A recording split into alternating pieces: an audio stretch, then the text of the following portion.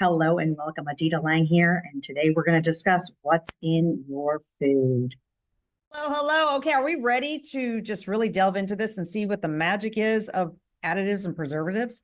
That's what our goal is today. We're going to be talking about what is in your food. Now, as I go along, please feel free to put questions in the chat. I am here to help, and I want to make sure that I answer all of your questions as we go along. So, what is in our food? So I went to the University of Miami a long time ago, and my professor at the time, his name was Dr. Malleus, and he basically said it this way. If you look at the ingredient list and you can't pronounce it and you don't know what it is, then don't eat it. It's just really that simple. And unfortunately, it really is that simple, is that you just can't go by, you need to make sure you're reading the ingredients. And if you can't pronounce it, you've got to assume that it's probably not very good for you. So what is a preservative? So preservative defined by the Encyclopedia Britannica. I'm an encyclopedia girl. What can I say? Any of a number of chemical additives used to prevent or retard spoilage caused by chemical changes like oxidation or the growth of mold, along with emulsifying and stabilizing agents. Preservatives also help to maintain freshness of appearance and consistency. Now, preservation of food really dates back, to the 14th century, because they used to use salt for salting. They would smoke and cure meats, right? So they would do these different things, but without the chemical cocktail. And that's what I really want to break down for you today. So let's now go into what is an additive. So an additive, they are chemical substances added to food to produce a very desirable effect. So we have a nutritional additive, which is nutrients that are lost during the processing. They're fortifying, enriching to correct any kind of dietary deficiency. So they're adding nutrition to the foods. Then you have processing. So processing agents, they help in processing to maintain the desired consistency. Maybe if something should be thicker, maybe the gummy bear should be stickier, those kind of things. Then you've got the preservatives. You don't want anything to spoil. So you've got to help with the antimicrobial and also prevent rancidity. And then you have the sensory. So how does it feel? How does it smell? What is the texture, the aroma? And here's the interesting thing about all of this. So you would think that a food company would basically have a chef and sous chefs. Sous chefs are the ones that help the chef. And that's it. And they make food, and then somebody puts it in a package and you send it off on its way. Well, now the whole food manufacturing industry has gone there's much more employees than that, because you have a person who is in charge of the smell of the food. You have another person that's in charge of the look. Is the chicken pink enough? Let me check. Is that bread? Does the bread really feel gooey enough? Let me figure that out. Oh, that thing gets mold very quickly. We need to fix that. So these are people that have these responsibilities. Then on the same note, you have other people that have now the responsibility of, how can I sell it to them and make them think that this is the healthiest thing there is? Well, I could put green on the packaging. I could say it's made with organic ingredients, even though it only has 2 organic things, but we'll say it's made with organic ingredients. I can use these words. So now you have a person who's in charge of words and a person who's in charge of the visual of the packaging. So there's so much that goes into our foods that we really need to become very knowledgeable about it. Now, to me, bread is the easiest way for me to break down this description of our foods. And during the pandemic, my daughter and I got really into making bread. It was just the thing that we did. It was just kind of fun. So we would make bread. And when you make bread, it's pretty simple. It's flour, water, yeast, salt, and maybe a little bit of olive oil if you want to get fancy. Or let's say you want to get even fancier. You want to throw some rosemary in there. You could do that too. But it's not that many ingredients. And honestly, if you make Italian bread, for example, 1 slice is 54 calories.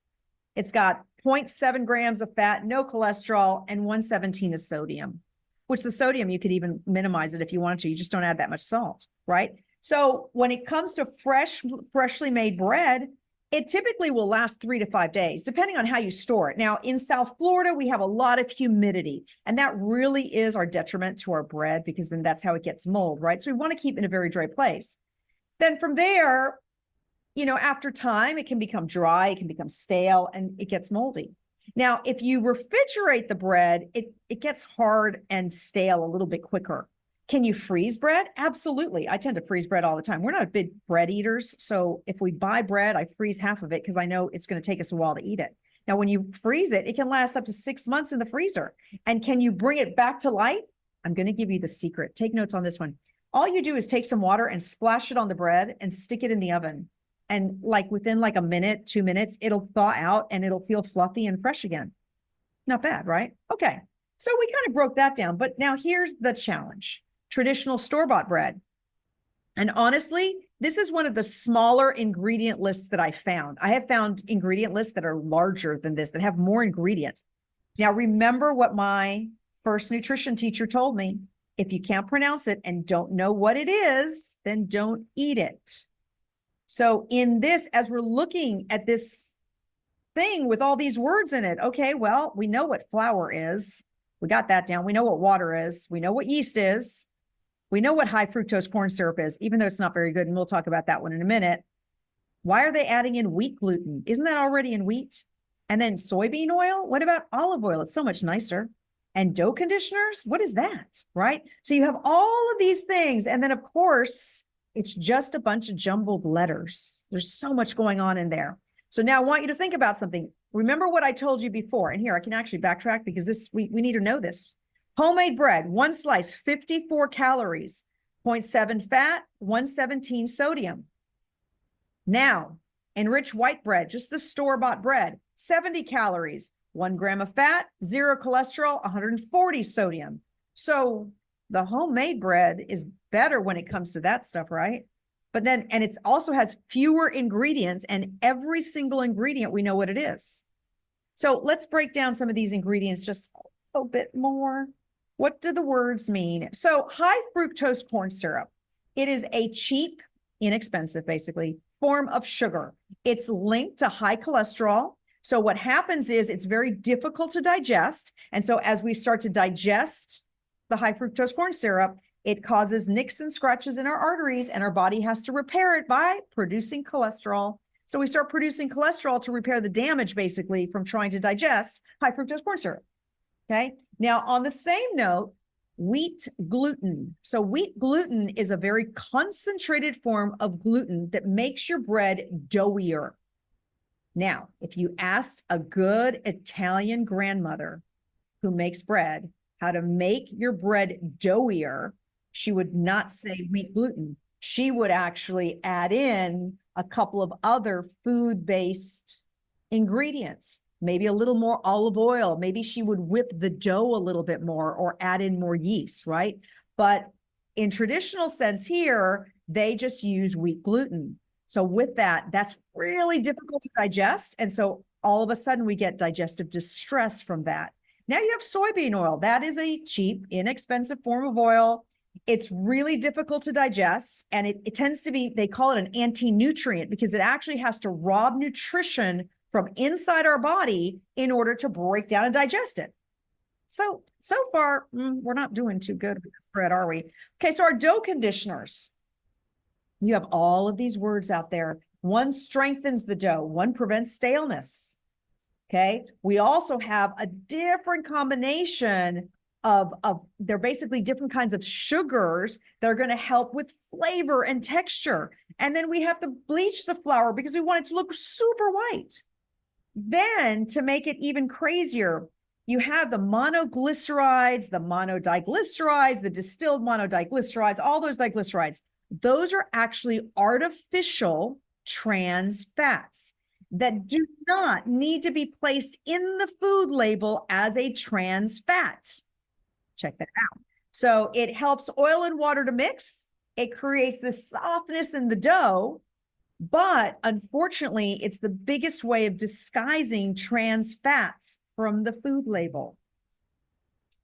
Now we have more stuff going on here. We have a source of iodine and salt for the dough conditioners. We have to help the dough become uniform so that when we're massaging the dough, it keeps a good shape. So now we can really make the bread look very good. But unfortunately, that's linked to heart fibrosis, adrenal overgrowth, and an increased risk of leaky gut syndrome. We have ascorbic acid. Okay, vitamin C, it helps prevent mold. I'll give it that. That's not going to hurt us too much. We have soy flour, but it goes back to the soy oil, right? Because soy is super difficult to digest and it ends up being an anti-nutrient. So it's taking nutrition out of our body in order to break down and digest. Then we have things that are going to help make the dough rise and get fluffy. Well, I thought yeast did that. Why do we have to add a chemical for that one, right? We have spoilage from bacteria. We have something that improves the crust. So the crust is a specific, if you told this to a good Italian grandmother, she'd probably fall over backwards. She doesn't want someone adding some kind of chemical to improve the crust. She's going to do it herself. Now, then we have the prevents mold, and then we have things to help basically break down and digest all this stuff, because since we have so many ingredients in there that are hard to break down and digest, they have to add in some enzymes to help us digest those things. So when you're looking at store-bought bread, how long does it last? Now, remember, I said 3 to 5 days before for the regular homemade bread. Store-bought bread will last you basically 5 to 10 days, of course, depending on how you store it. Now, after that, it can become stale.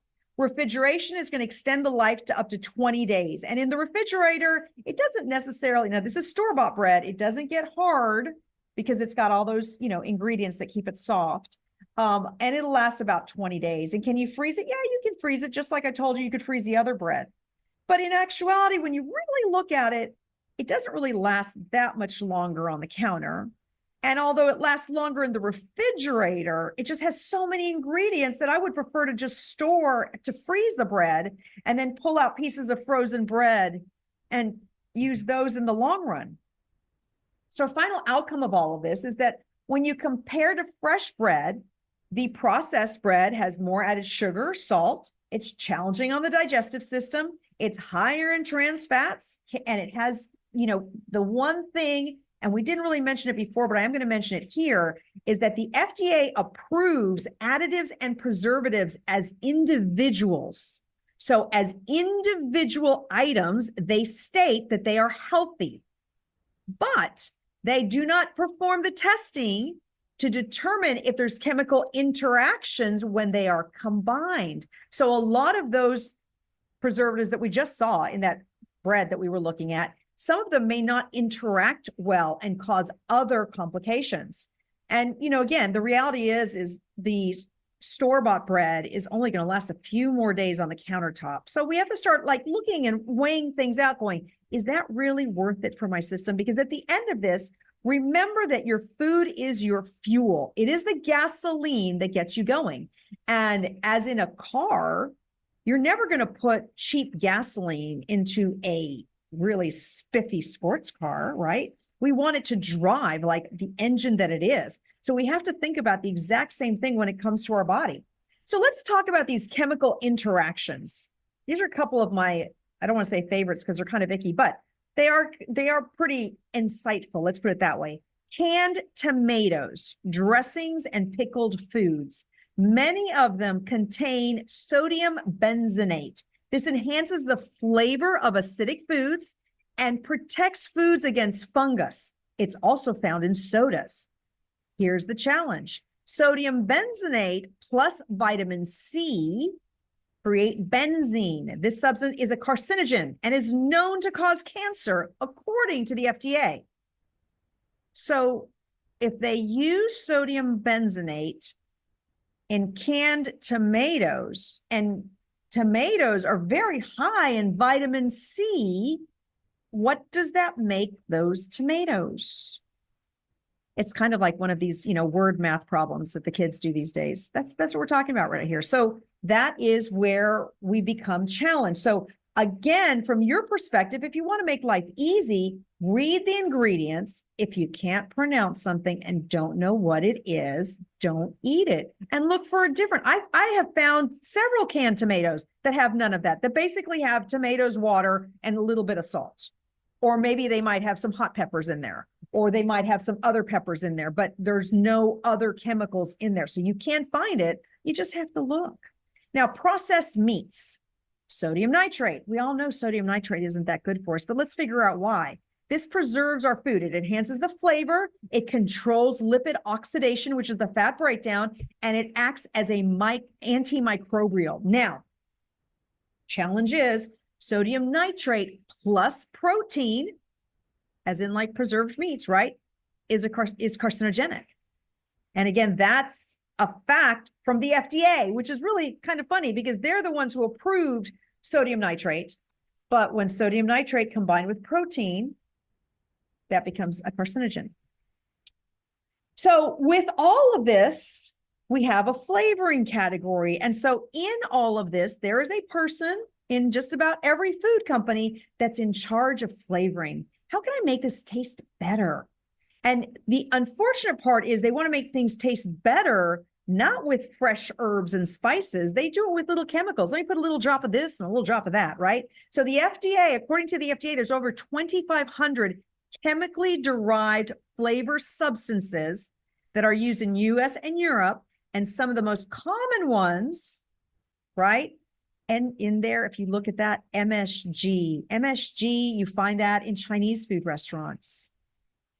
Right? Not very good. They use that to enhance the flavor. They want you to come back. And think of it this way too. When you go to a restaurant, or even when you buy a packaged meal at the grocery store, what is the food vendor's goal? The food vendor's goal, no matter if it's a restaurant or a packaged food, the goal is always to get you to buy more, to get you to want more. So we have to tantalize the taste buds.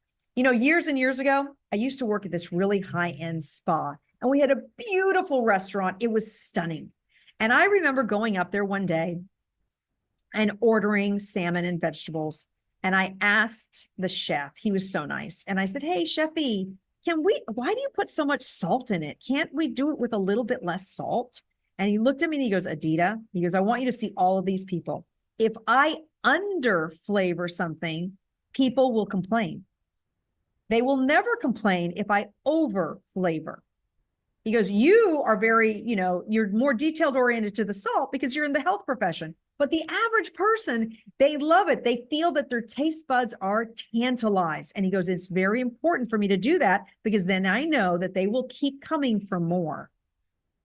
Interesting, So all of these flavorings are basically synthetically derived, and they're considered natural flavorings. Many have been linked to high cholesterol, diabetes, and cancer. So when they are putting together these derivatives, if they use a few natural ingredients with the chemical cocktail, they can then say it's a natural flavoring. So let's talk about preservative alternatives, better ways of doing things. So you want to preserve your foods for longer periods of time. You have dehydrating, fermenting, smoking, curing, freeze-dried, canning, refrigeration, and UVC radiation. Now, here's an interesting one. I bought years ago a book that was called the Food Preservation, I want to say Food Preservation Manual or something like that.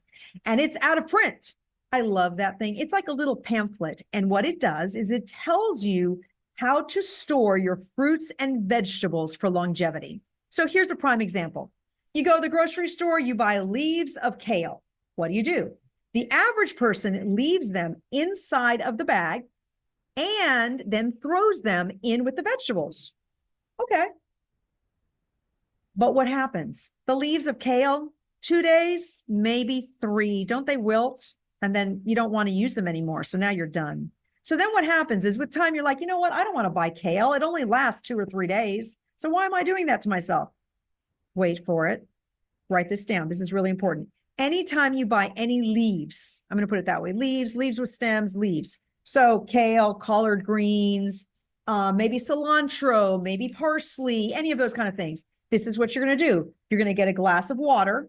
You're going to put the leaves inside. You're going to use the same plastic bag that you got from the grocery store, and you're going to put it on top, and then you're going to stick it in the refrigerator just like that. And guess what? Those leaves of kale are going to now last you a little over a week. Isn't that cool? So now you don't have to throw them out anymore. And the same thing goes with your cilantro and everything else. So that is the way to do it. So there's always a way to keep things in our refrigerator longer, but we need to learn. And here's the thing. Listen, all of us, maybe some of you guys had a really great parent who was totally into this and taught you all this stuff.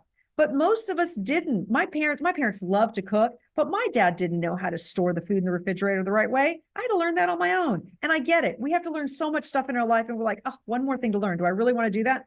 But that's why these kind of seminars are really good, because you learn little tidbits and you start adding them into your repertoire. So let's take one more thing.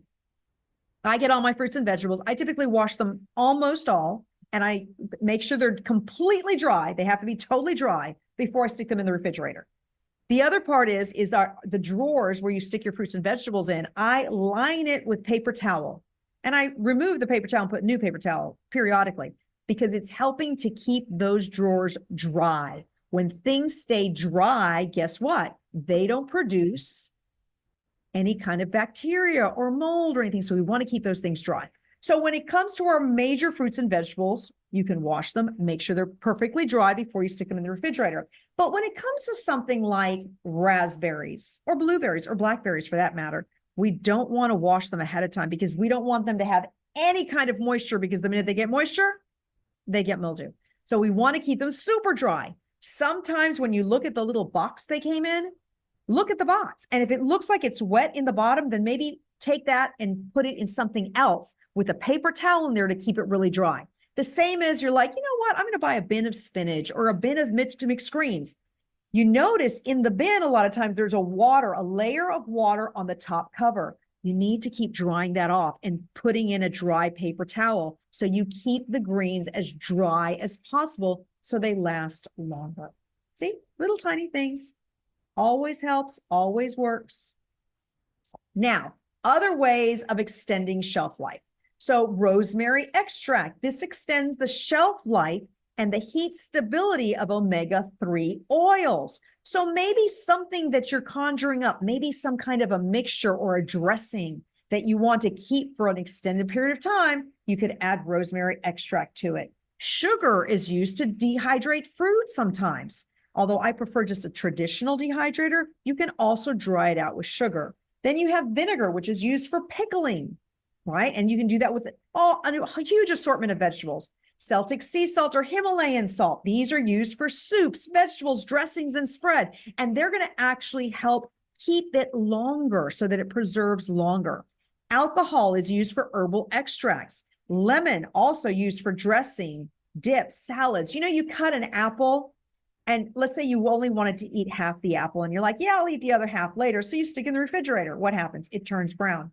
But you could actually give it a few drops of lemon and put it in the refrigerator in an airtight container, and it won't turn brown. Interesting. The other part is garlic. Garlic is number one, garlic is so good for you, but garlic also helps to extend the shelf life of our soups, salads, and dips. Now we have additives. So I want you to consider natural. Think natural additives, especially as your own chemical compound that you can actually play around with. This is where you can get really creative if you wanted to. So we have 4 general categories of additives.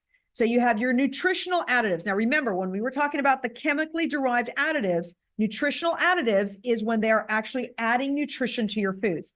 Now, I want to backtrack for a minute and talk about the latter. So when we talked about the chemical oriented additives with the nutritional additives, when they're adding nutrition to our foods, guess what? We don't necessarily absorb them all. And we don't absorb them all because they're not in the same composition as they were born in that specific food item. So for example, an apple, it's born with nutrition, vitamins and minerals, and enzymes that help the body recognize what those nutrients are and place them in the right parts of our body so they're utilized for our best benefit.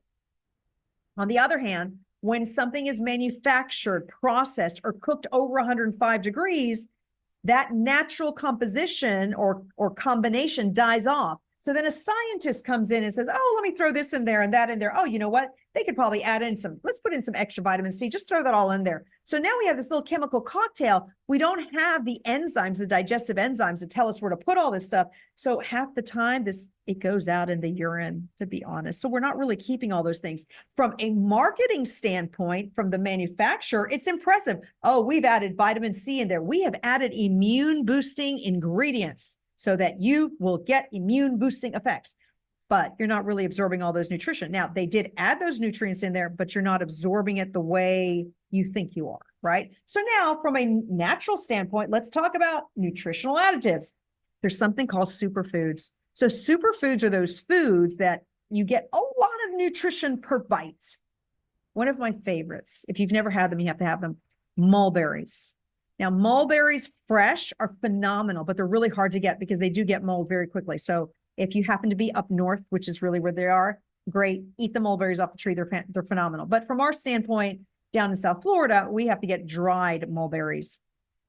So dried mulberries, though, they have a certain amount of protein in them, good quality protein. They have tons of antioxidants, tons of minerals, tons of vitamins. So it is a superfood. So you could take that little tiny mulberry and you could chop it up and throw it in a salad. You could stick it in your smoothie and you are enhancing the nutrition of your food with that. Now, let me see. A question just came in.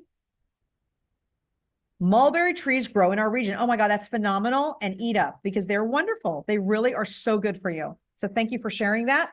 I haven't been able to grow them down here in where I'm at in South Florida, but wherever you're at, I'm excited that you're growing it. And if there's a special kind of variety, please let me know what that is. So with that, I want you to think, what can I do to enhance my foods? There's something called hemp seeds. Hemp seeds are wonderful. It's a complete protein. It is essential fatty acids, which actually helps us with our brain function. And so it doesn't have a lot of flavor. I tend to add hemp seeds to a lot of things. I add it to hummus. I add it to my salad. I add it to my smoothie. So what am I doing? I'm enhancing the nutrition without actually changing the taste. So that's what I want you to think about there. Now, there's also a ton of herbs that do the exact same thing. Cilantro has a ton of vitamin C. You can add cilantro to something, to a soup. You want to add vitamin C to a soup? Add cilantro to the soup instead, right? Then we have processing agents. So processing agents is something as easy as thickening. I want to make my soup thicker, or I want to make a smoothie thicker. What could I use? Well, there's something called arrowroot. Again, it does not have a flavor, but it's going to thicken the food without any kind of chemical interaction or anything else. It's basically, it is a powder made out of a root, and it does nothing else for you other than thickening. So that's kind of a good thing. Preservatives, as I mentioned before, we have our sugar, our salt, our garlic, vinegar, refrigeration, freezer, all of that. And I want to backtrack and talk about freezer real quick. I have met throughout my career, I've met plenty of people that go, oh, I don't like to freeze food. Okay, but let's just change this up a little bit. I'm a big, firm believer in batch cooking. And so batch cooking, let's say I'm going to make soup or I'm going to make some beans. I'm going to make extra. And the extra, I have glass, single serving containers that I'm going to freeze the extra in. And I date them so I know how long they've been in my freezer. But this way, when I run out of food in my refrigerator, I don't go and eat junk. I know I can thaw out one of those little meals and I have a meal. So when you look at it from that perspective, what's so bad about freezing your food, right? So I want you to think about that because really, yes, it's not fresh, it's frozen, but you know what? I much prefer that you eat a frozen soup that you made a week ago than you go to the grocery store and buy a grocery store soup that has all sorts of stuff in it. That's what we want to minimize. Which herbs are better fresh versus dried for a shaker processed into a powder? That's a really good question. So here's the thing with herbs. Everything is going to be much higher in nutrition when it's fresh. Let's just bottom line that. So fresh oregano, fresh basil, fresh, all those things fresh, it's going to have more nutrition. But that doesn't mean that we can't have it as a dried seasoning. Dried seasonings, though, after about a year and a half, they lose a lot of their nutritional value. Do they still flavor our foods? Yes. Are they bad for us? No. So you could still use them. But I want you to think more on nutrition. Remember, food is our fuel. So if I'm going to put something on my food, I want it to boost its nutrition. Now, I have a question here about cornstarch. Is cornstarch good? One of the challenges with cornstarch is that corn in itself is very difficult to digest. So it just requires a lot of energy from our engines to break it down and digest. And it doesn't have a lot of nutritional value. And it has a part of it ends up being digested or interpreted by our body as a sugar. So if you're going to use a little bit of it, I'd say that's fine. But if you want to use a lot of it, I would find a different alternative. Now we have sensory agents, right? So sensory is about smell and it's about feeling and texture. So of course, herbs, we can use fresh herbs. That's going to enhance the smell. I personally, and just about every vegetable can be sauteed with garlic, pine nuts, and olive oil. I'm just saying. And does it smell really good? Absolutely yes, right? So it's that smell, that aroma. So I can play around with different herbs and I can change the smell and just really get you to the point where you're salivating because you really want to eat it. Now, if I needed something creamier, let's say I made a soup and I really want it creamier. Do you know that you could puree an avocado, a Hass avocado, because it has the oils in there, right? And you won't really taste the avocado, but it's going to make the soup feel like it's got cream in there, and it doesn't have cream in there. The other thing that makes things creamy is hummus. I use hummus as mayonnaise for a sandwich. I also use hummus to mix in with oil and herbs to make a creamy dressing. Yet there's no cream in there, right? So these are things that you can do to change your foods. And then of course, olive oil we have in there too. So let's talk flavor enhancers. We want something sour, lemon, lime, tamarind, wine. We want something savory. Well, that comes from meat, shiitake mushrooms, tamari sauce, Worcestershire sauce. Salty, you have your Celtic sea salt and Himalayan sea salt. And you also have caviar and anchovies if you want to make something salty. Sweet, sugar, honey, cinnamon, dates. I love dates, honestly, to use for so many things to make them sweet because dates actually have a little bit of protein in them. And it also is very high in nutrition. It is a superfood. So it's a high nutritious food that you can use to sweeten something. Then we've got that spiciness. How do we make something spicy? Horseradish, hot peppers, ginger, wasabi, salsa. Okay, true story. The other day I was in a sushi restaurant and I was watching, you watch people in the restaurant and I watched somebody grab the wasabi. They thought it was avocado. And I'm telling you, the sweat was pouring down and it was very comical because I think it was like a business meeting. And I think he was trying to be very cool and suave and he ate the whole thing. He wrapped it up in a little bit of the seaweed paper. I think he thought it was avocado. Yeah, it was very spicy, needless to say. Anyway, so all of these things that I've just mentioned here, they're going to enhance your nutrition, but they're going to enhance the flavor and the feeling of the food as well. So as I mentioned a little while ago, remember, food is fuel. So the food either provides nutrition or it takes it away. Remember I mentioned about soy earlier and I called it an anti-nutrient. And by that, I mean that it actually ends up having to take away nutrition from our body in order to break down and digest it. When the reality is we want to be able to eat foods to give us nutrition, right? And so that really is the very important part of it. Something as simple as, I keep mentioning in all the slides back there, I've mentioned Himalayan sea salt and Celtic sea salt. And I kind of want to tell you why. So those salts are in their natural state. If you bought 4 bags of Celtic sea salt, each bag may look a little different. One might be black, one might look like it's got a lot of water in it, one might look white, because they are basically harvested and placed in the bag. So those salts come with their own lineup of minerals, nutrients, and digestive enzymes for us to actually utilize those salts in the best way possible. Now, on the flip side, you get your traditional table salt. Well, traditional table salt has been stripped. Sometimes it's bleached, and it does not have that original nutritional content needed by our body. So when people talk about high blood pressure, for example, and they say don't have any salt, well, they're really talking about traditional table salt because the same nutrients that actually manage your blood pressure are the same nutrients that salt needs to take from your body in order to break down and digest. So your blood pressure is kind of left shorthanded while your body's trying to digest that salt. And that's why it's not that good.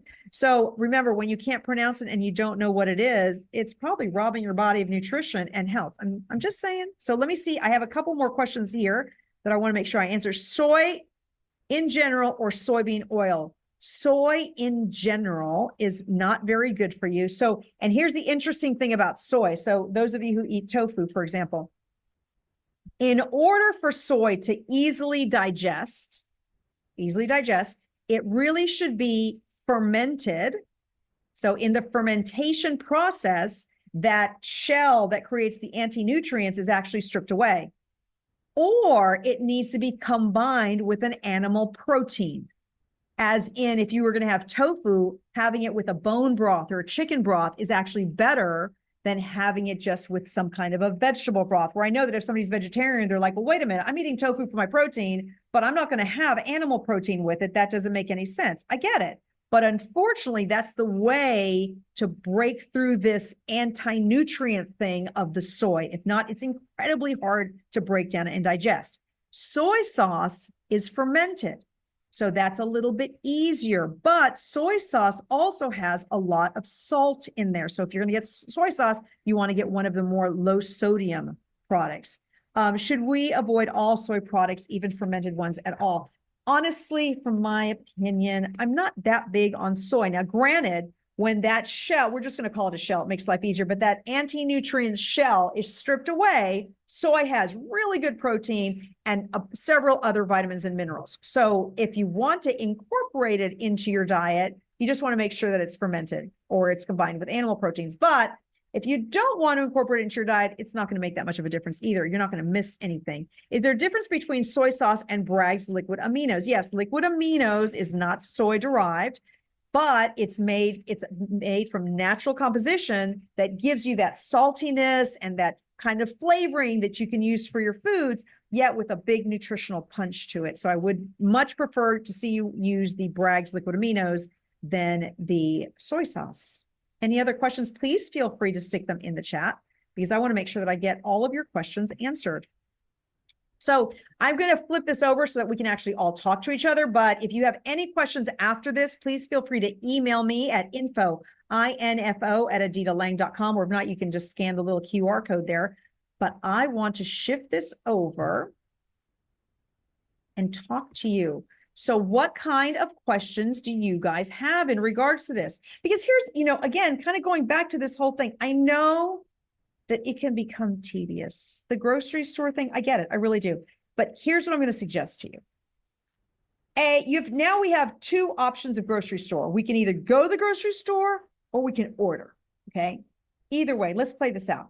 Let's say you go home today and you're like, okay, Adita told me I'm going to look at all my food labels. I'm going to check them all out.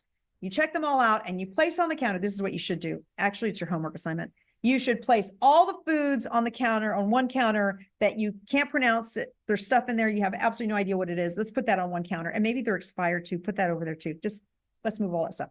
Okay. Now, as you're looking at that pile, you go, oh, that's all my salad dressings. Oh, that's pasta sauce too. So now I want you to make a list. Salad dressing, pasta sauce, whatever it is. Okay. Just make this list. And so not to overwhelm you, I'm trying to give you the 101. So the 101 is going to be that the next time you go to the grocery store, just choose one. Go in there and say, okay, today we're going to find a new pasta sauce. And I'm going to look at all the food labels. I'm going to read all the ingredients and I'm going to find a new one. You find a new one, just one. That's all I'm asking you to do. Don't worry about the salad dressings. Don't worry about everything else yet. Let's just work on one thing. You worked on the pasta sauce. Take that one off the bucket list. And then the next time you go to the grocery store, then work on salad dressings. Like do it like that. On the flip side, if you order your foods, all the foods on Whole Foods or Amazon or Instacart, they all have the ingredient list. So you can look at the ingredients right then and there and make some decisions. And again, instead of making yourself crazy and trying to change all of it at one time, just choose one and find that one and change it. And then go to the next time you go to the grocery store, change the next one. Okay.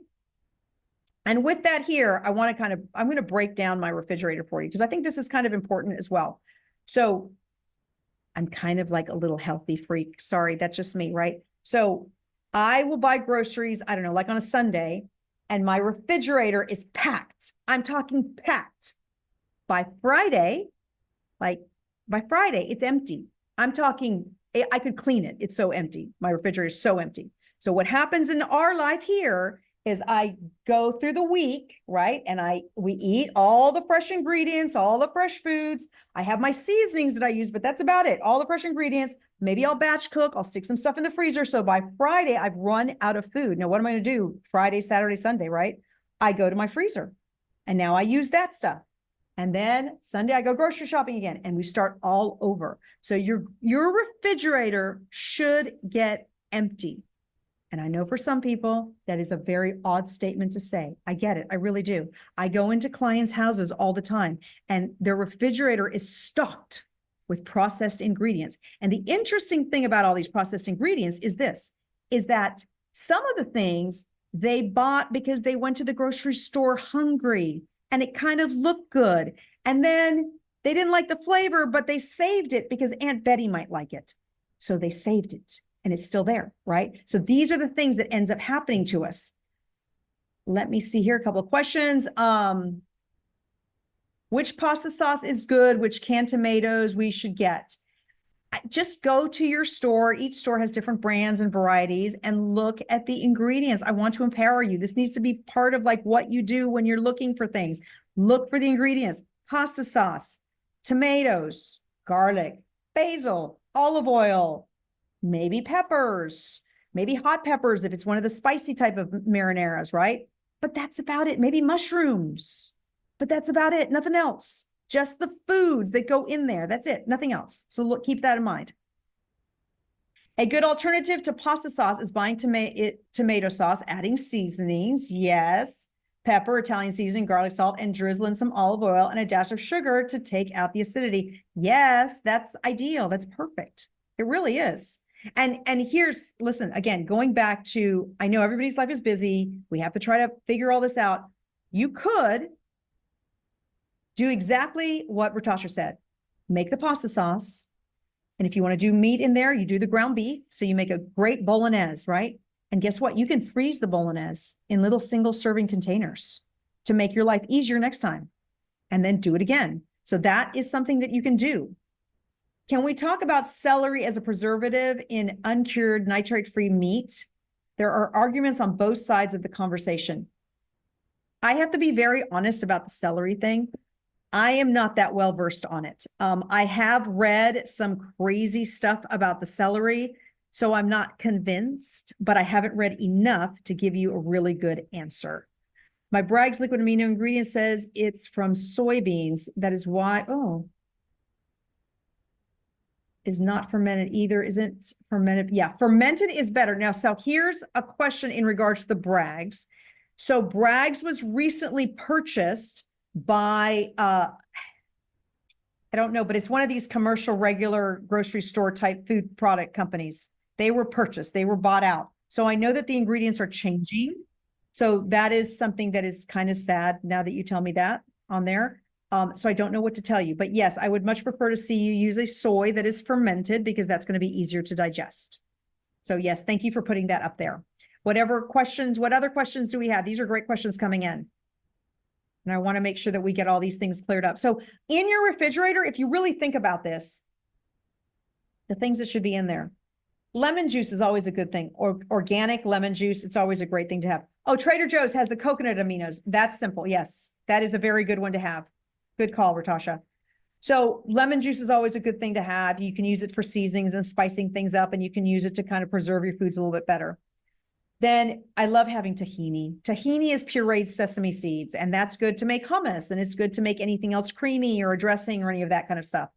Then you have your salad dressings. If you want to have salad dressings, I personally do things on the spot when I'm cooking. Then I use the olive oil, the vinegar. I'll throw in some herbs and spices, maybe some hummus in there, mix it all up and put it on a salad.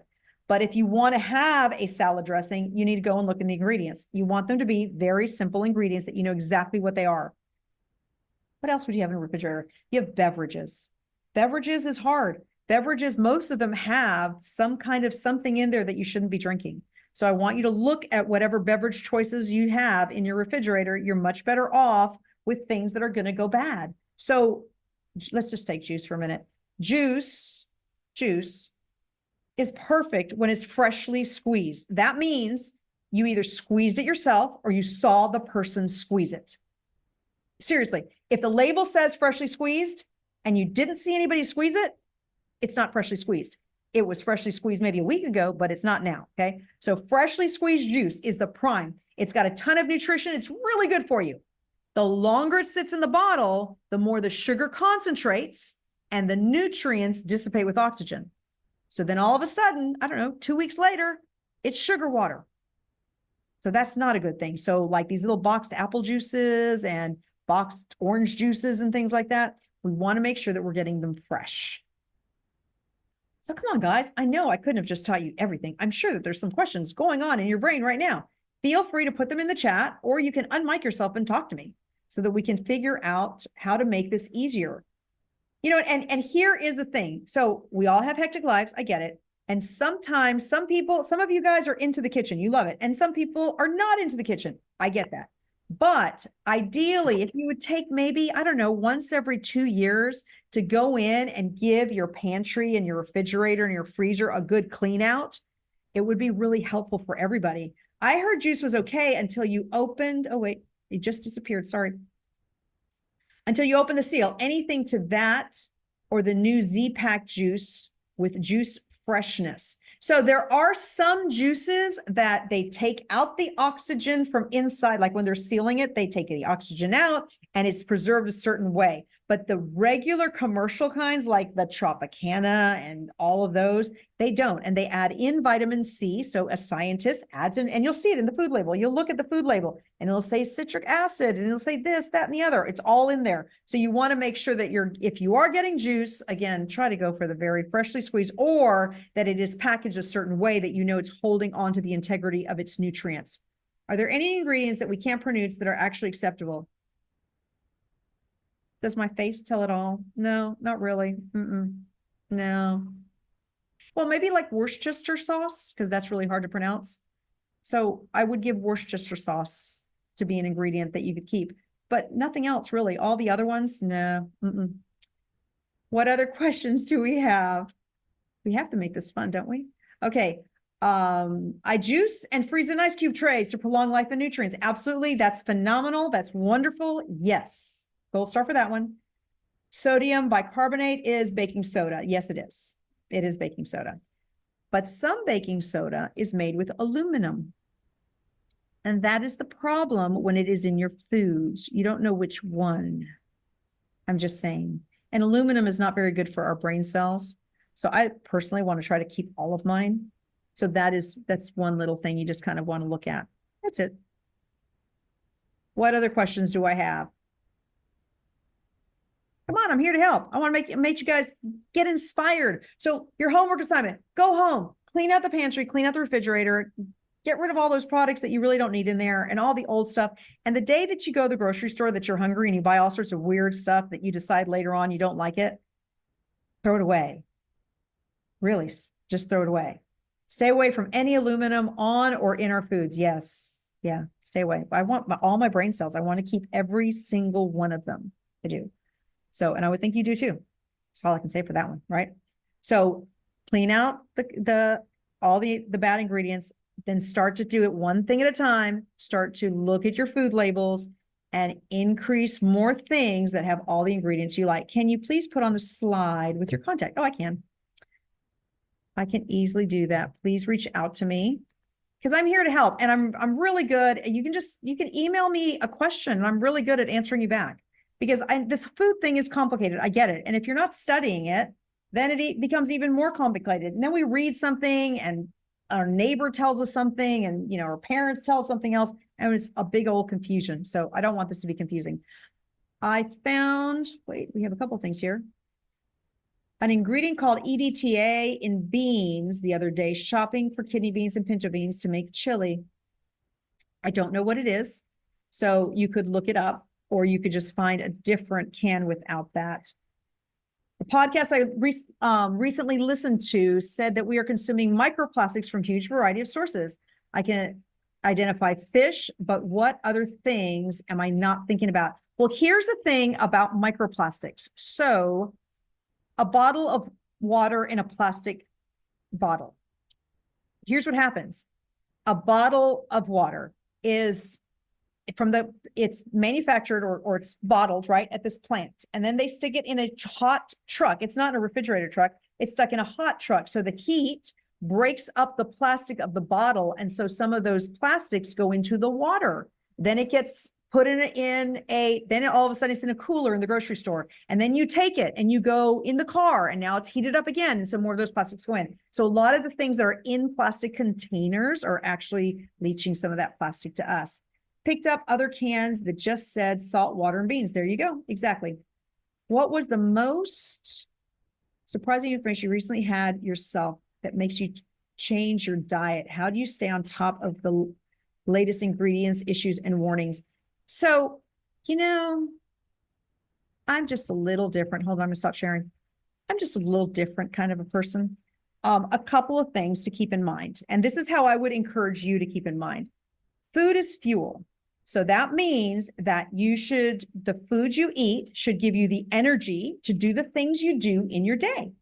And so if all of a sudden you're eating something and it makes you feel sleepy or tired or like, whoa, I can't even think straight, then whatever that was, that's probably not good for you to eat, right? Because we want to stay energized and consistent all day long.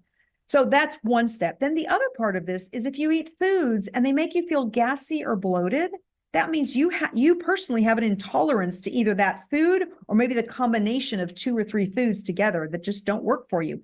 Your body should never feel gassy or bloated. Seriously. I know that people say that beans, I'm going to say this, that beans make you fart.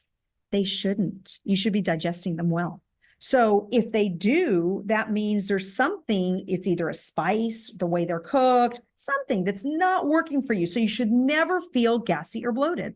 Then your skin should never feel itchy after eating a food. So these are all reactions that we can get from foods that we eat. And these are the best ways to say, oh, you know what? I'm not going to eat that anymore. Yeah, so I gave up coffee because I had an incredibly huge sweet tooth.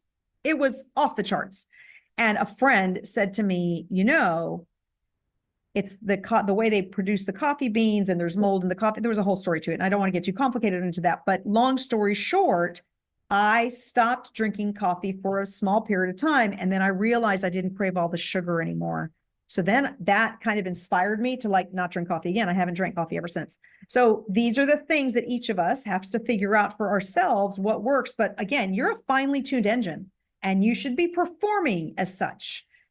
Too much sugar inhibits your immune system. We want a strong immune system, especially after all the stuff we just went through, right? So we want to minimize those sugars. So start to use some of that information to kind of empower your head to say, yeah, you know what? I don't need those cookies anymore. We can skip them. So what other questions do we have? Please feel free to put them in the chat. I'm going to be here for another couple of minutes, but I want to make sure I answer everything for you. This has been a pleasure. Thank you so much for coming today. I hope everybody got something out of this, and I look forward to doing this with you guys again at another date. Thank you.